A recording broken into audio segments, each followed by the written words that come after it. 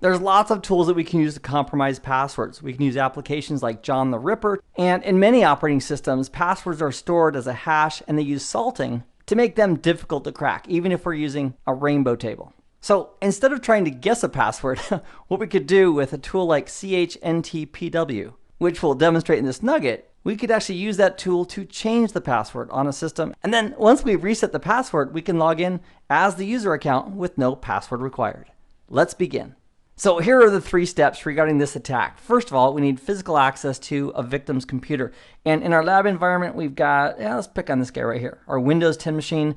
Currently, we have username Bob. And currently, Bob has a password for his system, and it's nugget!23 with a capital N at the beginning. So with physical access, the second thing that would need to be in place is this Windows 10 computer, we need to allow booting from a removable device, such as a thumb drive or a CD-ROM. And what the attacker is going to do is going to bring in a bootable CD and boot up to it, and then run this utility, the CHNTPW, and it's just the letters, it's change NT password. And it's been around a while. Not only does it do NT, it does Windows 7 and Windows 8 and Windows 10. And then having booted to that CD and using this utility, he's going to modify the SAM user account information. And he can do things like resetting the password so there is no password. And then the attacker would remove that CD or that bootable media, boot the Windows 10 computer to Windows, and now there's no password for the account. And so he can log in, and now he's got full access as that user. And that would be the local user on this Windows 10 computer. And let's open up a browser. And in the browser, let's do a search for CHNTPW and press enter. And let's go ahead and select that. This is going to take us to the download section. And then from here, we can download a CD bootable image.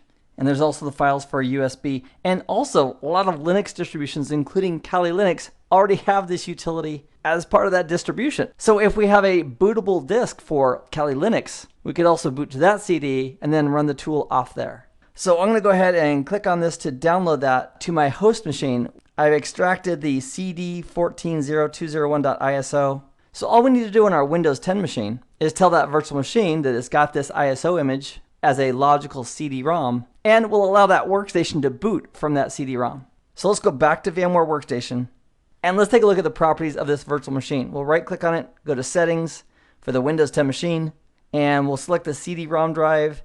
And what I did was I browsed to that Y drive and told this virtual machine inside of VMware Workstation that this ISO is sitting in its CD-ROM drive, in its logical CD-ROM drive. I also selected Connect at Power On, so when it powers up, it'll be there. So with that in place, I'll click on OK.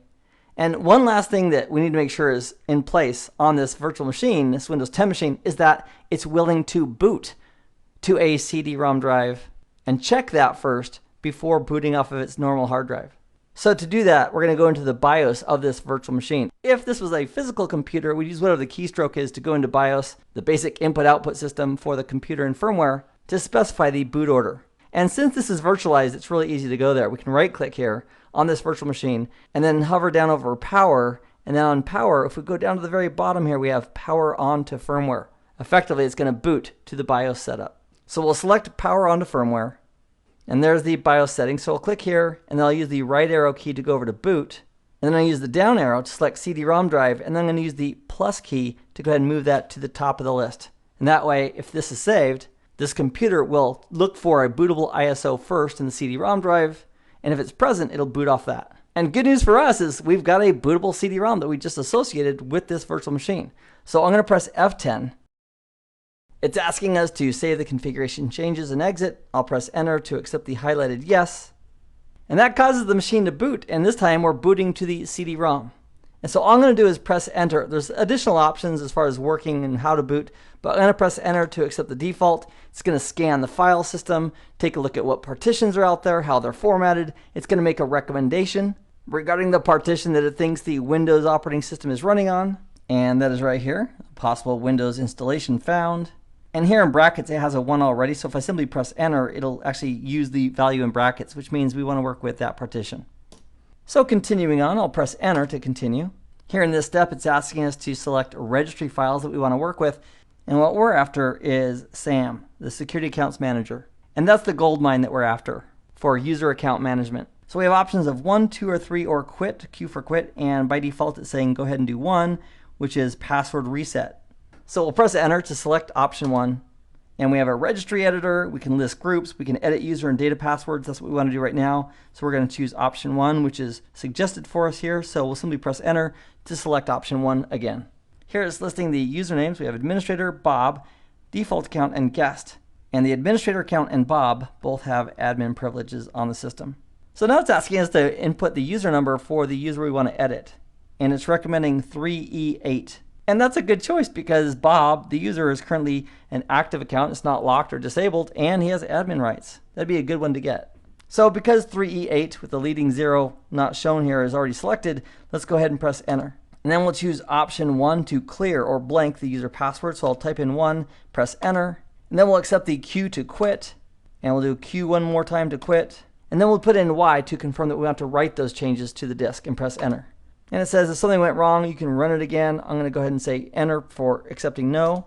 And then going back to VMware Workstation, we'll right click on that virtual machine, go to settings, and we'll go ahead and select that drive and say, you know what, go ahead and let's not connect it, power up, and click on OK. And then we'll right click on that machine and simply go to power and select restart. So we'll reboot it and we'll confirm the restart. So now it's going to reboot, and because it does not have the CD there, it's going to boot to the hard drive. And currently, Bob is set to auto log on, and let's go ahead and just confirm that the changes we made actually worked.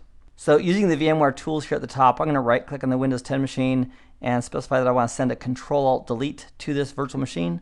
And then we'll go ahead and let's sign out.